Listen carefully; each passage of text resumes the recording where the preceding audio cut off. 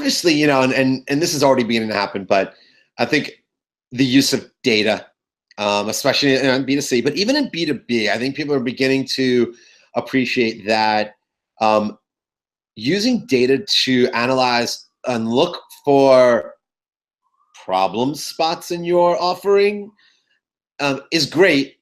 But I also, one good trend is the data.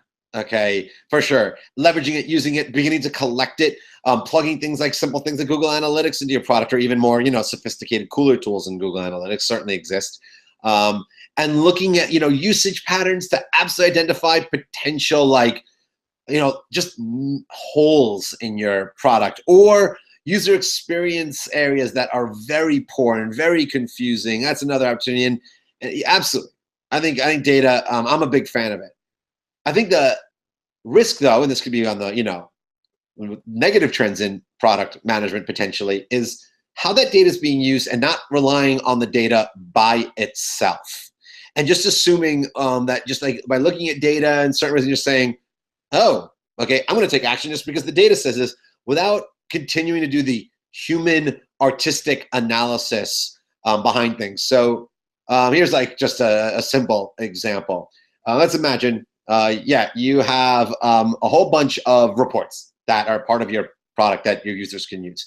And you're going through an exercise of trying to figure out which ones aren't really used. And maybe we should just sunset or need to be drastically changed because no one's using them. One of the two. We're either getting rid of them or we're going to analyze, like, you know, we're going to change them.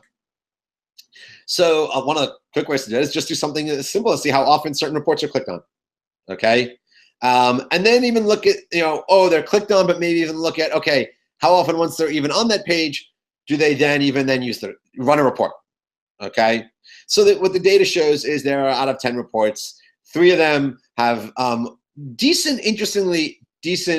no click-through rate, none, right? Like a tiny fraction of people going to them, and you then decide, okay, we're just going to turn them off. No one's using them.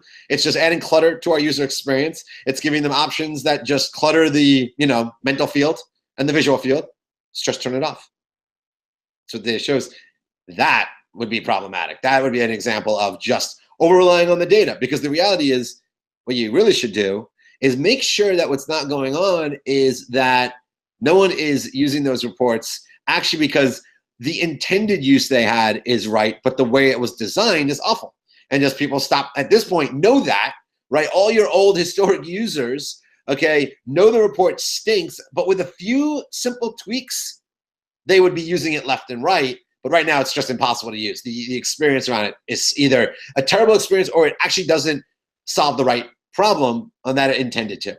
But with a little bit of effort, very little effort, you can add a ton of value and bring those reports back to life. Just one tiny, you know, example of, like, don't just look at the data to decide like something's not good anymore or isn't really needed, right? Just because it's not used doesn't mean it's not needed. It could mean that it stinks in how it was implemented. That's all.